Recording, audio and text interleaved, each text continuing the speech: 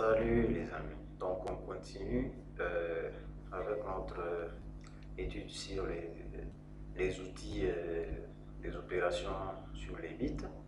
Mais avant cela, comme on était en train de parler du bouton inverseur, j'ai modifié un peu le programme, comme vous pouvez le voir.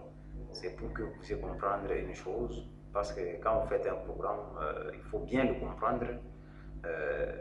N'attendez pas que le programme puisse débrouiller et vous donner des erreurs. Donc, vous devez être à mesure par vous-même de comprendre ce que vous faites et ce qui se passe.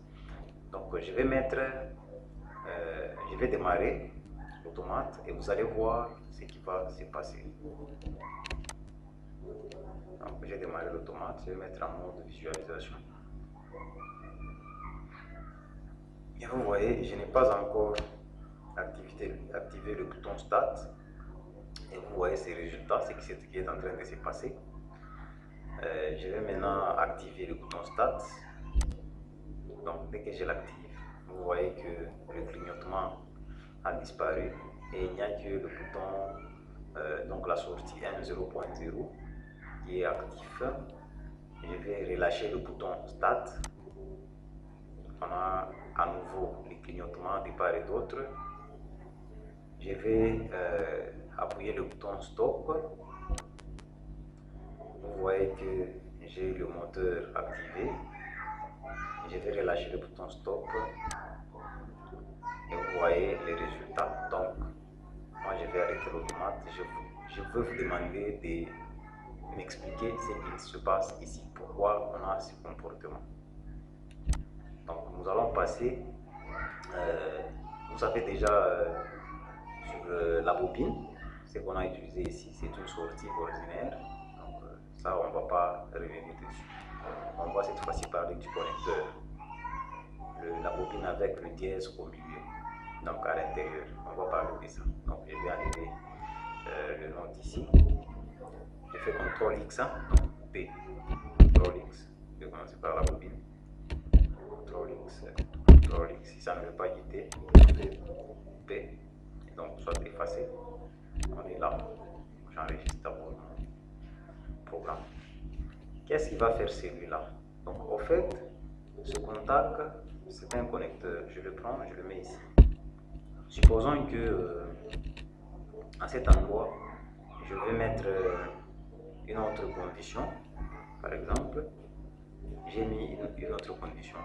Mais je voudrais que déjà, avec ça, je puisse utiliser le résultat logique de cette partie. Donc, le contact start, le stop, je prends directement le résultat logique et j'ajoute une autre condition pour démarrer le moteur.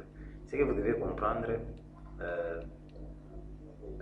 je ne pouvais pas continuer le réseau derrière la bobine, ici, cette bobine, je ne pouvais pas continuer.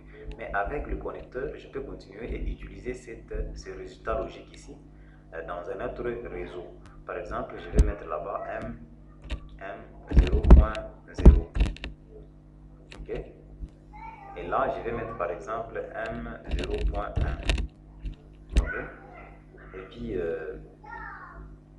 bon, pour simplifier, pour faire simple, je vais mettre E0 et 0.2 par exemple, pour simplifier. Ok?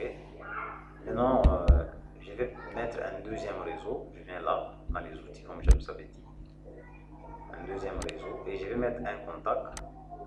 Je prends le M0.0, donc je fais copier. Et je le mets là, coller. Et tout de suite à la fin, je vais mettre une autre sortie que je vais baptiser, par exemple, A0.1. Ok? Voilà. Cela veut dire quoi? Lorsque je serai, donc je vais activer Start sans activer E0.2, déjà cette bobine ici sera activée. Et il va m'activer mon bouton à travers son contact qui est là. Parce que c'est la même adresse, la même opérande, M0.0 qui est là. C'est-à-dire ça, c'est le contact de notre bobine. Et puis pour que le moteur puisse démarrer, il faut absolument activer également, donc après ce qui est ici, donc le bouton Start. Il faut aussi activer et 0.2. Nous allons très vite l'essayer pour voir ce que ça donne. Il faut charger. Je démarre automate. Je vais mettre en mode visualisation. Bien. Donc, je vais actionner Start. Start est actionné et vous voyez que la bobine M0.0 a reçu le jus qui a directement activé M0.0 ses contacts pour mettre à 1 la sortie à 0.1. Mais pour que le moteur puisse démarrer, il faut absolument qu'on vienne appuyer sur E 0.2. Donc on est là. Lorsque je vais appuyer 1 et 0.2, alors seulement on aura le moteur démarré. Donc on a utilisé seulement le résultat logique de la partie qui est à gauche pour utiliser dans un autre réseau. Donc ça nous sert seulement des connecteurs, ce que vous devez comprendre dans cette vidéo. Donc là prochainement on va continuer avec la bobine 7, reset et 7. Voilà tout pour cette séquence.